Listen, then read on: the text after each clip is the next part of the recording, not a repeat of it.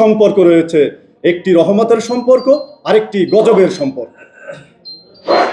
যেই গজব এস আলমের উপরে পড়েছিল, যেই গজব শেখ হাসিনার উপরে পড়েছে, এস আলমের মাধ্যমে শেখ হাসিনা ইসলামী ব্যাংককে দখল করেছে।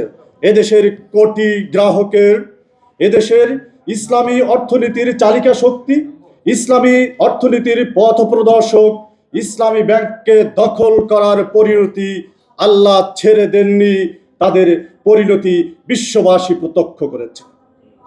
আজকের এই সভা থেকে আমরা দেশের যারা দেশ পরিচালনায় রয়েছে তাদেরকে আমরা দুটো ইঙ্গিত দিতে চাই। একটি হচ্ছে, বিদায় হজে আল্লাহ রাসূল সাল্লাল্লাহু আলাইহি ওয়াসাল্লাম বলেছেন, তোমার কাছে একটি কথা থাকলেও সেটি অন্যদের কাছে পৌঁছাও। আর আল্লাহ রাসূলকে আল্লাহ রাব্বুল আলামিন বলেছেন, তোমার নিকটবর্তী যারা রয়েছে তাদেরকে তুমি সাবধান করো। আজকের এই সভা থেকে আমরা যারা ইসলামী ব্যাংক দখল করার জন্য আবার নীল নকশা এবং পায়তারা চালাচ্ছে, তাদের কাছে আমরা বার্তা দিতে চাই, ইসলামী ব্যাংকের সাথে গজবও সম্পর্কিত রয়েছে রহমতের পাশাপাশি। অতএব ইসলামী ব্যাংকের দিকে আবার নজর দিলে আপনাদেরকে গজবের মুখোমুখি হতে হবে।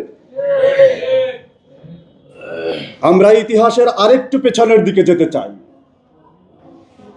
ইয়েমেনের বাদশাহ আব্রাহা কাবাঘর দখল করার জন্য এসেছিল, আর সেই দখল সম্পর্কে সূরা ফিলে আল্লাহ রাব্বুল আলামিন মুহাম্মদ সাল্লাল্লাহু আলাইহি ওয়াসাল্লামকে প্রশ্ন করেছেন, আলাম তারা কাইফা ফাআলা রাব্বুকা বিআসহাবিল ফিল। চিবানো গরুর চিবানো ঘাসের মতো তাদের অবস্থা হয়েছিল। আমরা আবারও সাবধান করতে চাই, ইসলামী ব্যাংকের প্রতি যদি এ ধরনের কেউ কুদৃষ্টি দেয়, ইসলামী ব্যাংককে দখল করতে চায়, ইসলামী অর্থনীতিকে ধ্বংস করতে চায়, তাহলে এই বাংলার মাটিতে তাদের অবস্থা হবে ওই যারা কাবাঘর ধ্বংস করতে এসেছিল তাদের মতো। আজকে আমরা গুরুত্বপূর্ণ বক্তব্য মাননীয় প্রধান অতিথির কাছ থেকে শুনব।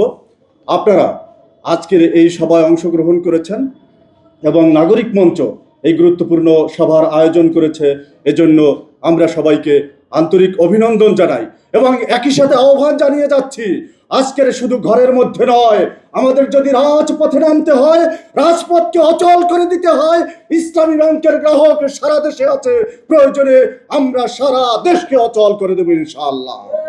ধন্যবাদ সবাইকে। আসসালামু আলাইকুম ওয়া রাহমাতুল্লাহ।